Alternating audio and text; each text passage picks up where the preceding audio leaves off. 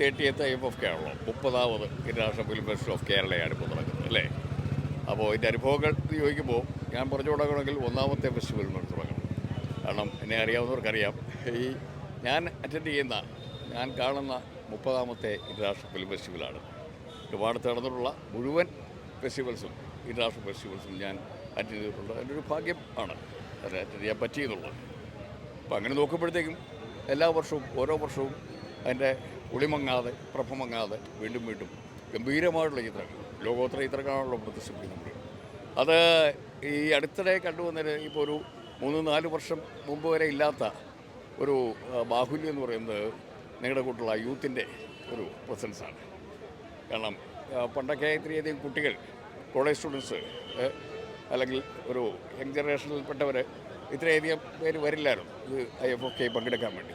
പക്ഷേ ഇപ്പോൾ ഈ കഴിഞ്ഞ 4 വർഷമായിട്ട് വല്ലാത്ത യൂത്തിൻ്റെ ഒരു വല്ലാത്ത വൈബ് ഞാൻ കാണുന്നുണ്ട്, അനുഭവിക്കുന്നുണ്ട്.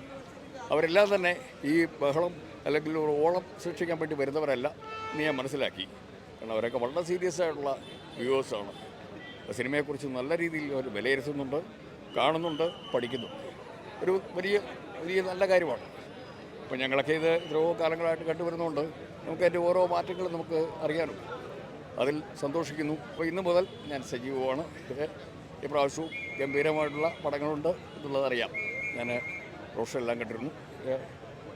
അപ്പോൾ എന്തായാലും ഈ IFFKയും അതുപോലെ തന്നെ പൊതുവിലും ഗംഭീരമായിട്ട് കൊണ്ടാടട്ടെ.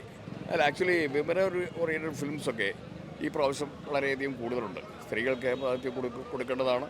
അപ്പോൾ കൊടുത്തിട്ടുണ്ട് കാലാകാലങ്ങളായിട്ട്. പക്ഷേ ഈ പ്രാവശ്യം അതിലൊക്കെ വളരെ മെച്ചപ്പെട്ടിട്ടുണ്ട്. ഞാൻ എൻ്റെ ബ്രോഷർ കണ്ടപ്പോൾ അപ്പോൾ എനിക്ക് മനസ്സിലായതാണ്. അവരുടെ സ്ത്രീപക്ഷ സിനിമകളുണ്ട്. അത് സംവിധായകർ തന്നെ, സംവിധായകർ തന്നെ ഒരുപാട് പേര് എത്തിയിട്ടുണ്ട്. അപ്പോൾ അതൊക്കെ തന്നെ ഒരു വലിയ മാറ്റമാണ്. അപ്പോൾ അങ്ങനെയുള്ള പുതിയ പുതിയ മാറ്റങ്ങൾ വരണം.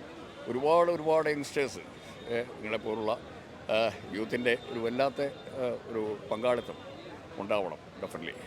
അപ്പോൾ എന്തായാലും ഞാൻ പറഞ്ഞല്ലോ, ഇനിയും കാണാനിരിക്കുന്നേ ഉള്ളൂ. ഇനിയും കിടക്കുന്നു എത്രയോ ദിവസങ്ങൾ അല്ലേ, തുടങ്ങിയതല്ലേ ഉള്ളൂ. ഇലക്ഷൻ്റെ കുറച്ച് തിരക്കുകളും കാര്യങ്ങളും ഉണ്ടായിരുന്നു. അതുകൊണ്ടാണ് ഇപ്പോഴും ചെറിയൊരു മന്ദത ഞാൻ കാണുന്നുണ്ട്. ഇന്നും കൂടി ഇലക്ഷൻ റിസൾട്ട് വന്നു കഴിഞ്ഞു. നാളെ മുതൽ ഇതിൻ്റെയൊക്കെ അപ്പുറമായിരിക്കും ഇവിടുത്തെ ക്രൗഡ് കേട്ടോ. അപ്പോൾ അത് കാണാനും അനുഭവിക്കാനും അതുപോലെ തന്നെ സിനിമ കണ്ട് നല്ല സിനിമകളെ വിലയിരുത്താനും എല്ലാവർക്കും കഴിയട്ടെ. അപ്പോൾ ഞാനും അവരോടൊപ്പം പങ്കുചേരുന്നു.